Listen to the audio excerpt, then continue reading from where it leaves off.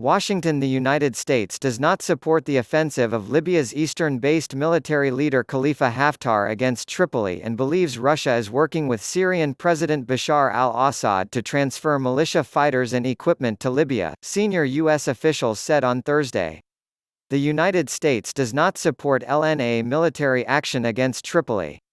The attack on the capital diverts resources from what is a priority for us, which is counterterrorism, Henry Wooster, Deputy Assistant Secretary at State Department's Bureau of Near Eastern Affairs, said on a conference call, referring to Haftar's Libyan National Army.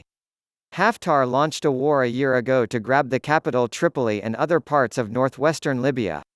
Since 2014, Libya has been split between areas controlled by the internationally recognized Government of National Accord in Tripoli and the northwest, and territory held by Haftar's eastern-based forces in Benghazi. Haftar is supported by the United Arab Emirates, Egypt and Russia, while the government is backed by Turkey. The UN Security Council had imposed an arms embargo on Libya in 2011 amid an uprising that ousted longtime ruler Muammar Gaddafi. Libya is a messy battlefield with heavy involvement by foreign fighters. The United States and the United Nations have warned against the deepening footprint of Russian private contractor forces, while Turkey and the United Arab Emirates have also deployed drones, according to diplomats. Jim Jeffrey, U.S. Special Envoy for Syria, speaking to reporters on the same call, said the battlefield could even get more complicated. We know that, certainly the Russians are working with Assad to transfer militia fighters, possibly third country, possibly Syrian, to Libya, as well as equipment. He did not elaborate. Russian private military contractor Wagner Group has up to 1,200 people deployed in Libya, strengthening Haftar's forces, a confidential United Nations report seen by Wednesday. President Donald Trump called Haftar last year, in the first weeks of the offensive, in a move that some diplomats took as a sign Washington might be backing the former Gaddafi officer. Since then, the United States has urged all sides to de-escalate, a call that fell on deaf ears.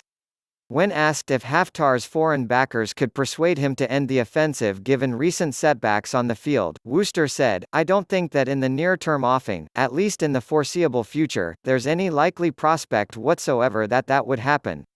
For as long as there is an objective they can meet through Haftar as an instrument, we don't see them backing down," Wooster said.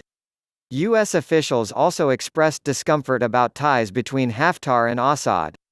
There is a very troubling other element here, and that is Haftar's establishment of so-called diplomatic relations with the Assad regime, which is very much a part of the piece of the question of Syrian mercenaries, at least on his side of the equation, Wooster said. Haftar opened an embassy in Syria in March and called on Damascus to unite in their common fight against Turkey-backed militant groups.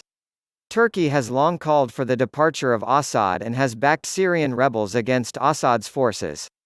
Assad has looked to shed his country's pariah status and regain Arab support.